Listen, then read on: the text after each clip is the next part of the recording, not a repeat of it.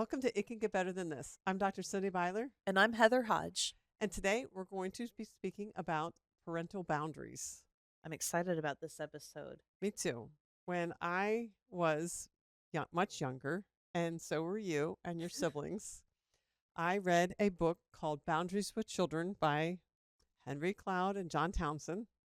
And the kids were in elementary school age down to I think Gracie was like a toddler at that point.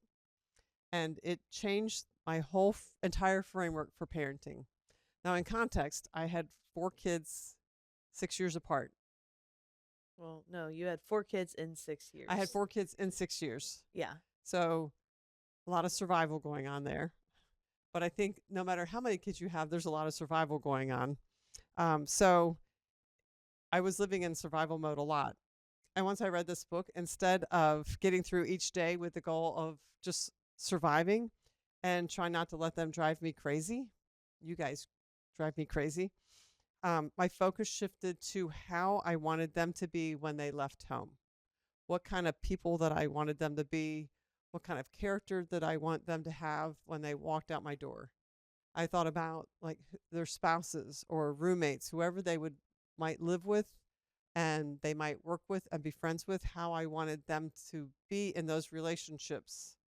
They're more their EQ than their IQ at that point because they were all brilliant already, of course.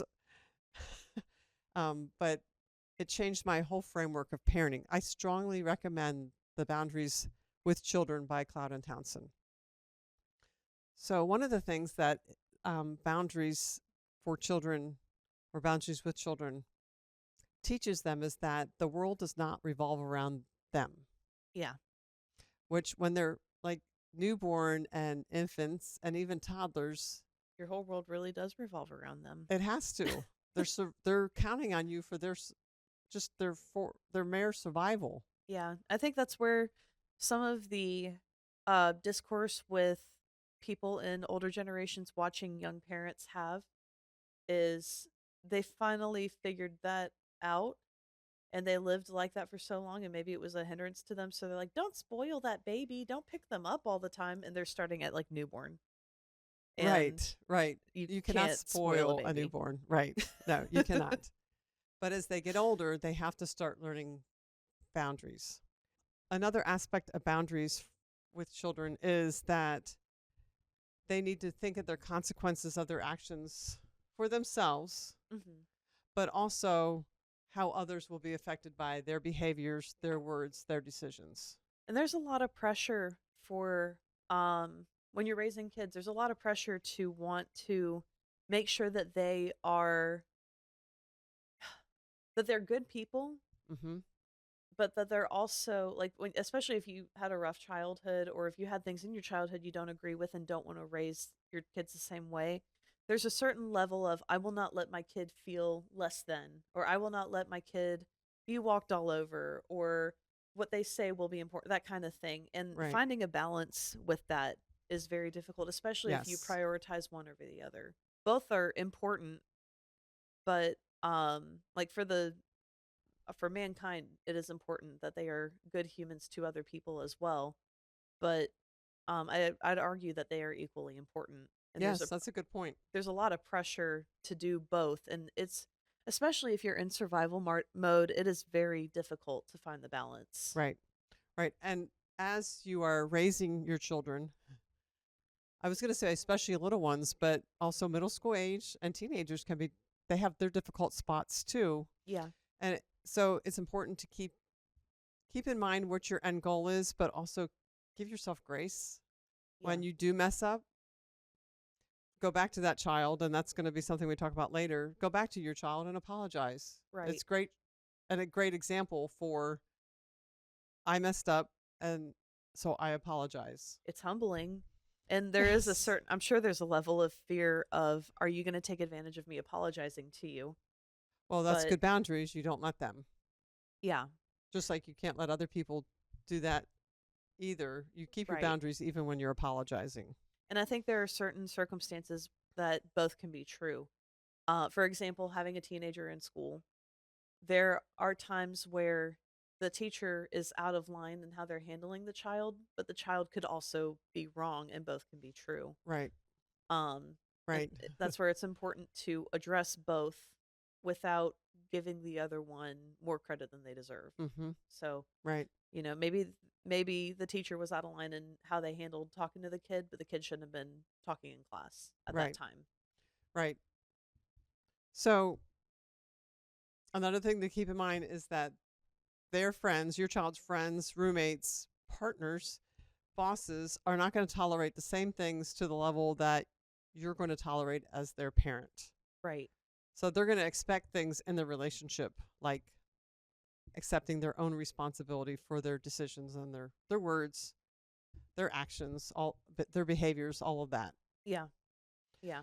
They're going to expect that that they're not going to be of that your child is not going to be unable to be free to choose. Right. Right. Or like, okay, in the roommate situation or the living together situation, cleaning up after them because, they've had a long week, but it's always been a long week. Right. Or um like not pushing them to learn things like I have too much stuff. I need to, go through my things and pare down. Mm-hmm. It is not fun to be the person living with your kid when they don't learn these things. No, I can remember one roommate that uh, my husband Tim lived with, and the people in the apartment that got so mad at him, the one that actually had responsibility for the apartment, got so mad at this one person that was never cleaning up after himself. They just threw all his stuff out the window into the there's a townhouse actually out into Oh the man. yard and let him move out that way. They helped him Wow. move out because they had just had enough. So other people are going to expect that they're going to not be a victim Right. and they're going to make choices. And honestly, a lot of ways that, like, okay, for a mother and son dynamic, um what your sons watch you do for them, they will expect their wives to Yes. do. Mm-hmm. For a daughter and mom, what you watch your mom do for the family, you're going to probably expect that she's going to think that's what she has to do. And it'll influence her decision on if she wants kids in a family or not. Right. Right. And the same way for the dad, if the dad is not doing anything or if he's doing everything, they're going to expect that level of treatment in their next relationship as Mm-hmm. well. It enforces gender roles that are not always healthy at all. Yeah. And I think it also puts a heavy expectation on partners where it goes from being a partnership to being more of a parentified relationship as well. Yeah, that's true. So what we're really talking about here is being very intentional in your parenting.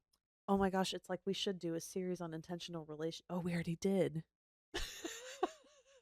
Another aspect of this that people in your relationships with your kids are going to expect is that they can take responsibility for their own fun. So, helping yourself not be the perpetual cruise director for your child or children Yeah.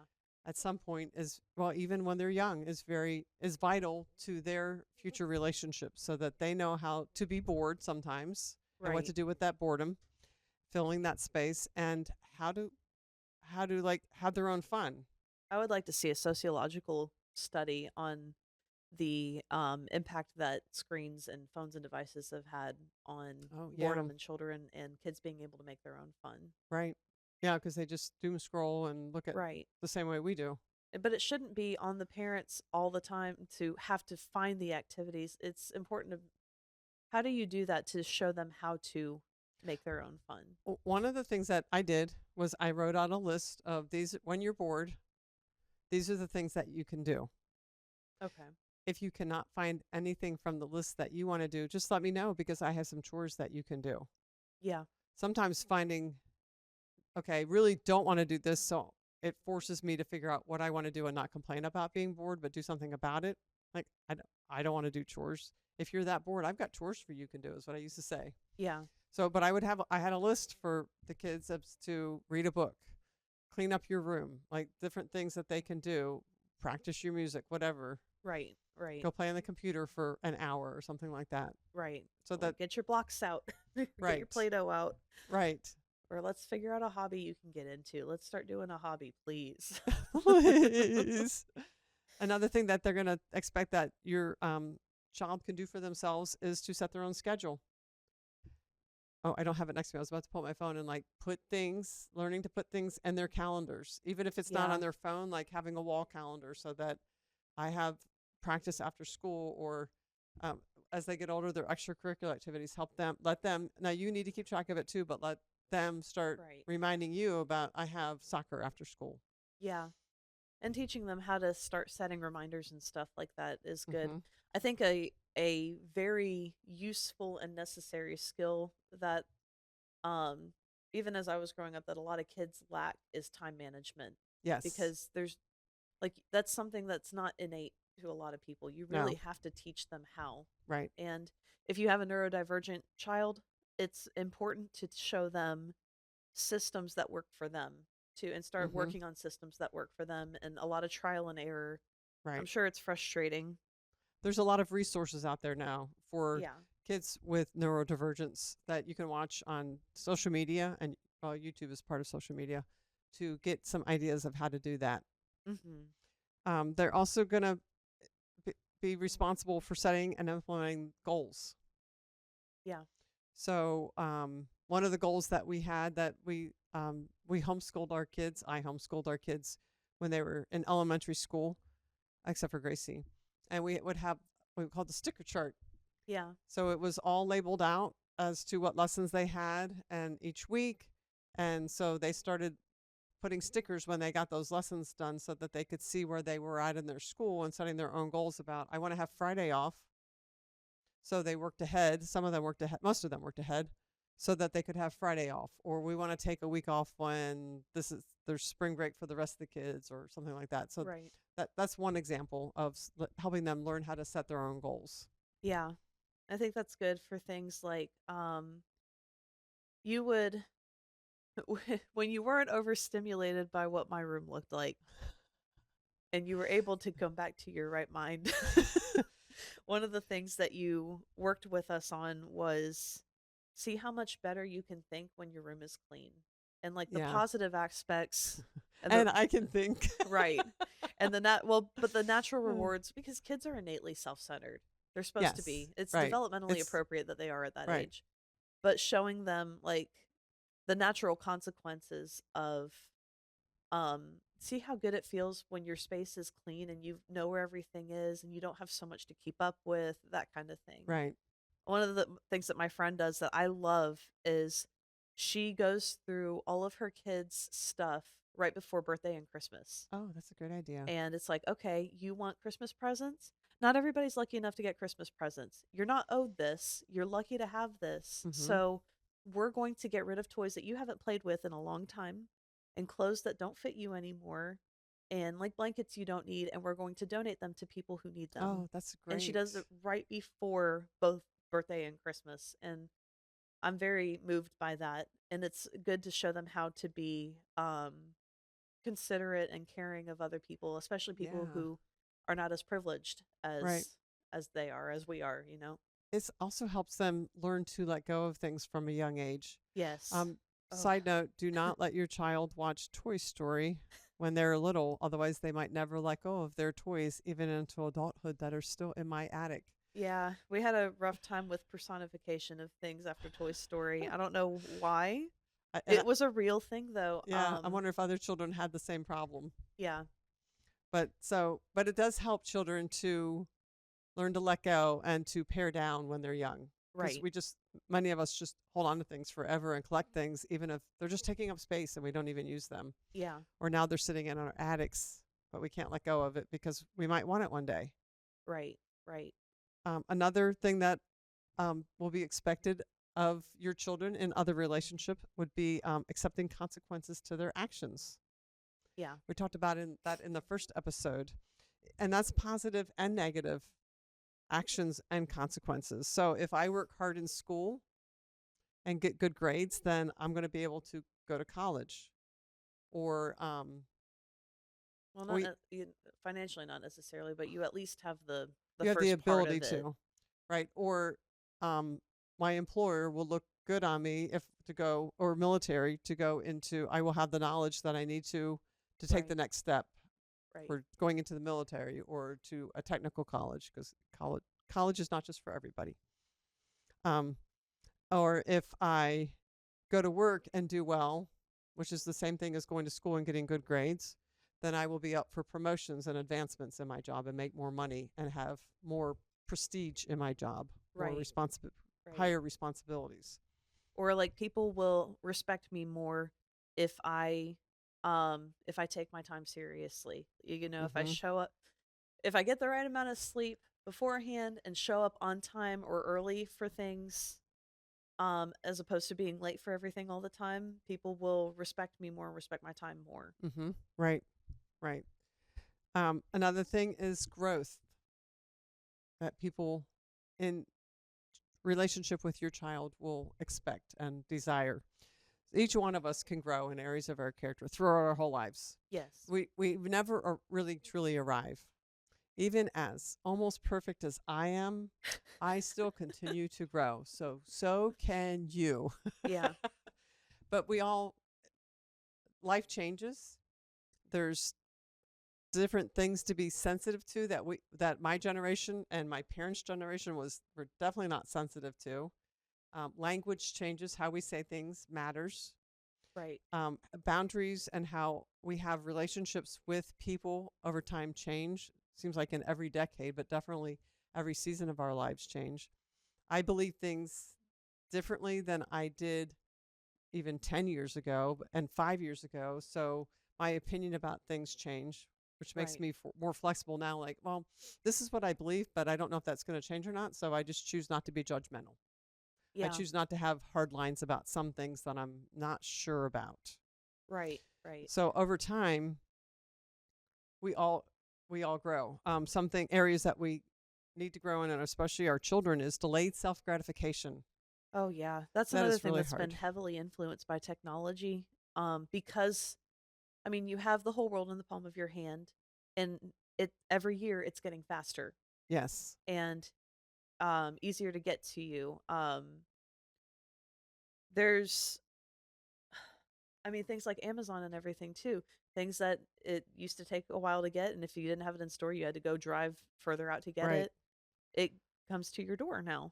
And TV. When I was growing up, there were commercials to everything, Right. and And now you can just binge watch all of a show. And I was going to name a show, right. but I don't recommend any shows that I watch because there's going to be something wrong in them. Right. But you can just the 4 episodes just download all at the same time for one show, and one of them just has 12, and you've got like 20 seasons of NCIS that you can watch. And Right. we used to have to, like on Tuesday nights, or I think it was Thursday nights, was certain shows that came on And you had to wait a full week. to get another one, and there was no going back and watching the show again or binge watching. Right. You can't rewatch So you couldn't even rewatch an episode. TV's changed that. So Yeah. there's a lot of things, even like as they get a little older, credit card debt, Yeah. and teaching them young, no, you need to be. I used to say we need to be happy with what we have, Yeah. rather than okay, we got to go get this new toy because it's just came out and they want it, or this new game. That can be hard too if you grew up, especially if you grew up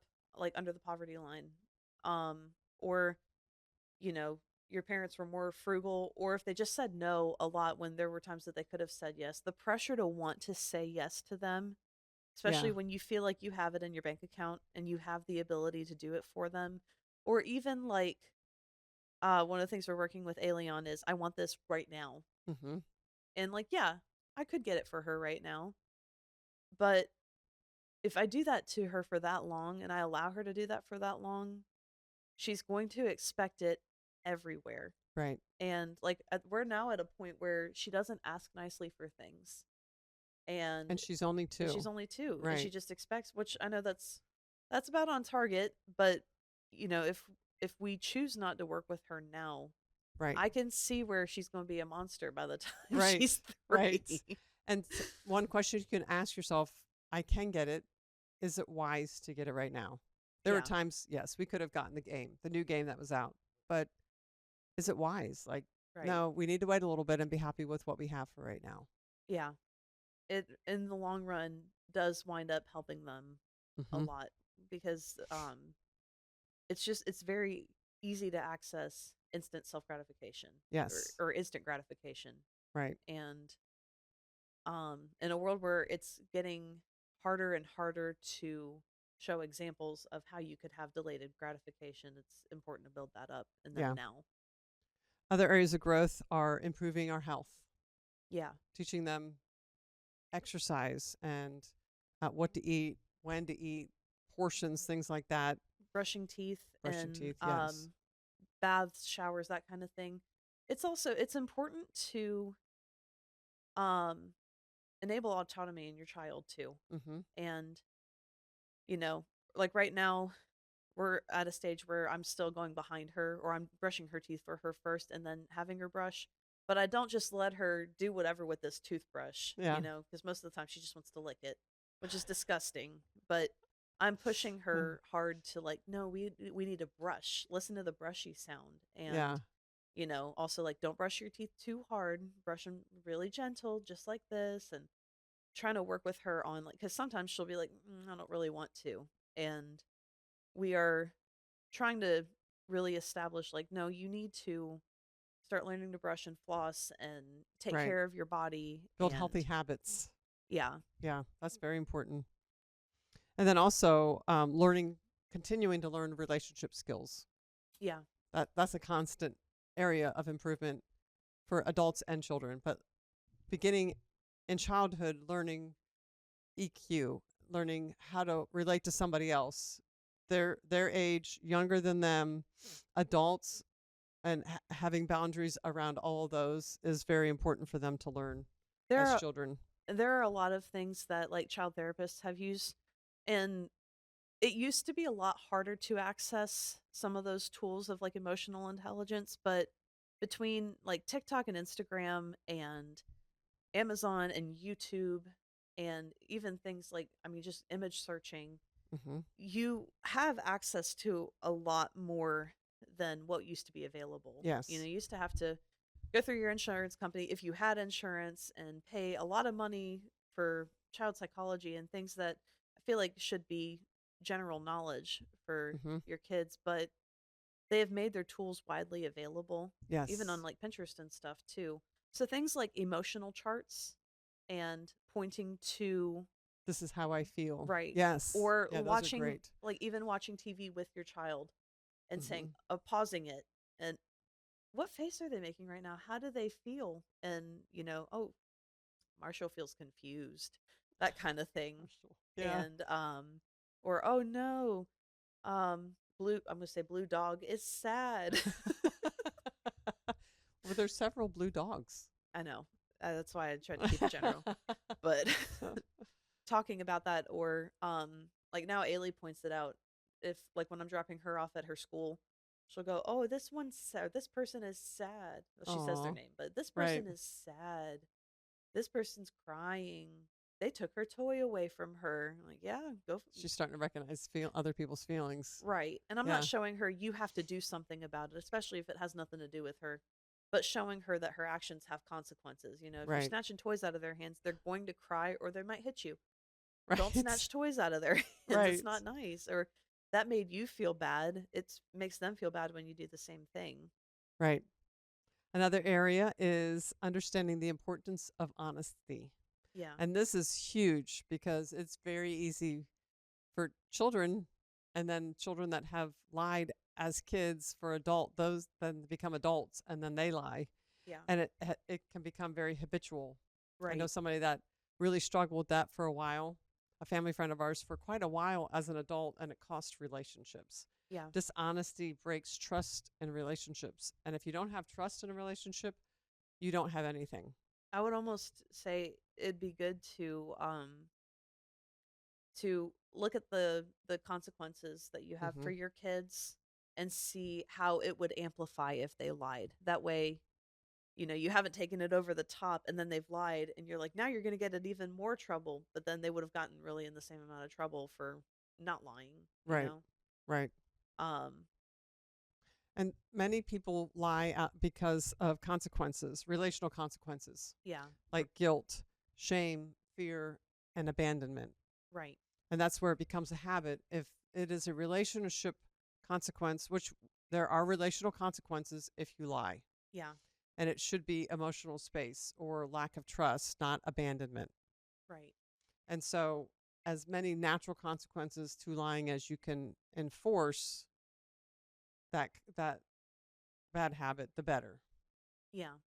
So, I'm not saying that this was easy to do or that I did it perfect or that it all just happened as I read the Boundaries with Children book, but it does take intentionality, which Mhm. takes time. It takes more mental load of, okay, I should do this way. It took mistakes and, oh, hey, I need to back up and apologize. Or I need to say, hey, I did this wrong. We're going to do this instead. Or sometimes I just let it go and, okay, the next time I'm going to implement that. And my kids were toddler to elementary school when we first started it. And that helped because they weren't too far along. But it was easier to live in the moment than it was to set boundaries. But let me tell you, the dividends paid off in huge ways as they grew into middle schoolers and then teenagers and then into adulthood. Yeah. They have boundaries that other kids do not have and other adults do not have, and it sets them apart. People with boundaries and higher EQ sets them apart from their peers and even the people that are a little older than them because a lot of people don't have relational skills. Yeah. And a lot of the boundaries that we did lack are areas that we struggled in. I mean, that I struggled in like through my 20s Mm-hmm. all the way up through um where I'm recently finding like, okay, I really do need to hold the line a little bit better about this with myself. Or Right. like with Ailey, that one of the things that I realized is living like in the moment, my triggers are a lot hotter than Mm-hmm. they are if I have a goal in mind. Yes. Makes a Because difference. without direction, you just kind of combust. Right. You know, it's very easy to blow up on her if she does something wrong and I feel like I don't know what I'm doing. I feel a lack of control and then I feel out of control and I'm like, "Why would you do something so stupid?" I won't say that to her, but I'm like, Right. "Why did you think it was a smart idea to jump from one couch to the other? They're so far apart. What are you doing?" Or whereas the things that I'm like, okay, we have a goal in teaching her this particular thing. It's easier to go, okay, this is where she's at in this process of teaching her. Mm-hmm. What do I need to do to adjust? And like the timeout thing, Right. um, realizing that timeout was like the best way of discipline for her. I was like, okay, she's not going to like this. This is going to be hard for a little while. We're going to keep pushing this. Now, okay, I really don't like that she's singing songs and trying to play with toys and stuff, but she's not getting out of the chair Right. and she's not talking to me anymore. She really is just sitting there watching the timer to go down. Right. And, you know, she does do better afterwards and she starts acting right afterwards and she apologizes for the stuff she did wrong, which we also were having a problem with that. She didn't want to apologize for anything, which is great. I want her to keep that up as long as, she She really needs to mean shouldn't be it. sorry. Right. but Right. Sometimes you But when she apologize. actually should be sorry, she's taking more Right. responsibility for her actions now, as much as the 2-year-old can. Right. I think one of the last things we wanted to bring up, one of the last boundaries, is boundaries in technology.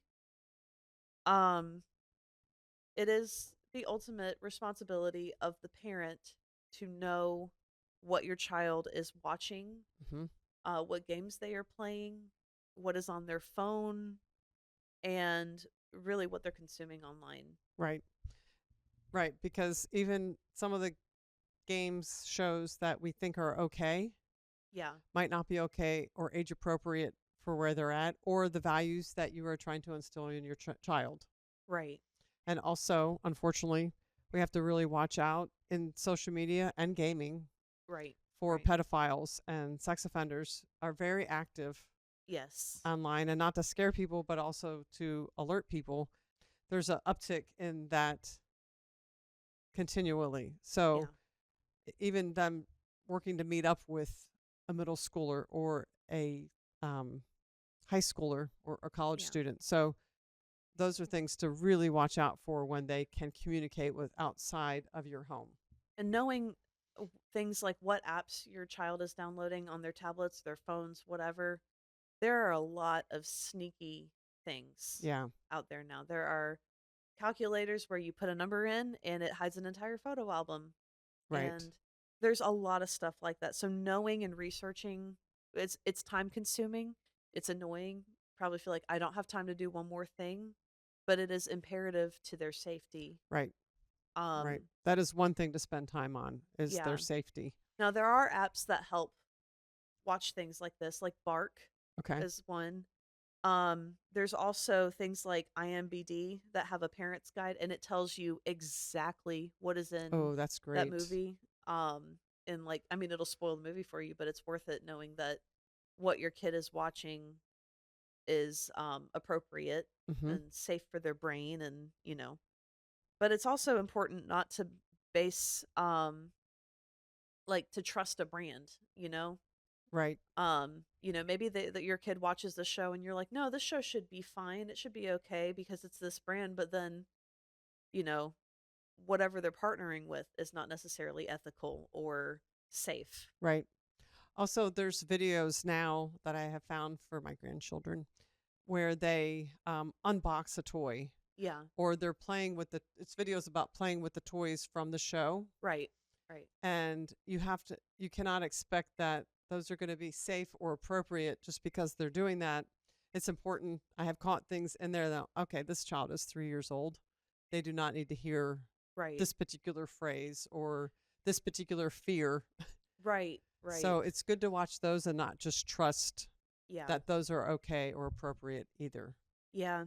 I think YouTube has been one that is very popular, but especially with the settings on YouTube, it'll just go to the next video a lot of times. Yes. You've got to watch what they are watching, Right. preferably before they watch it to make sure that they are not being exposed to anything Yes, definitely. harmful or inappropriate or creepy or whatever. Right. But I think,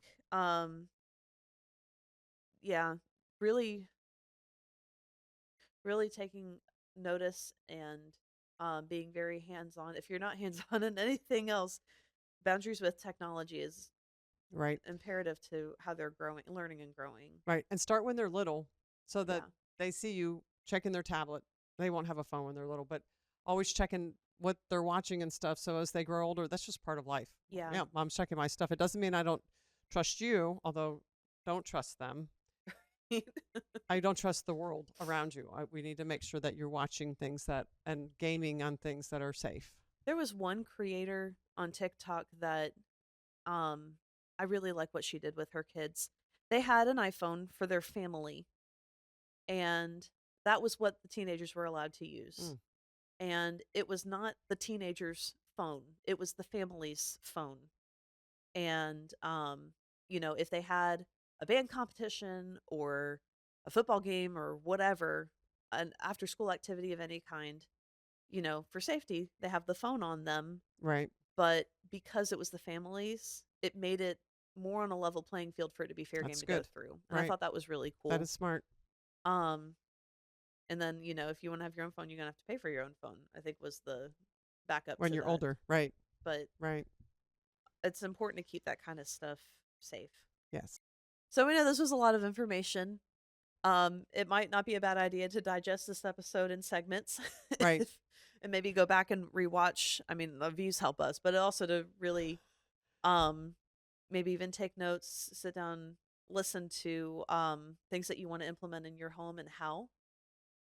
Again, this is another one where sitting down and writing out your boundaries with your kids Yes. would be good. And even if you have it made into a whole poster that you hang up so that you've got, you know, constant reminders of it or whatever. Right.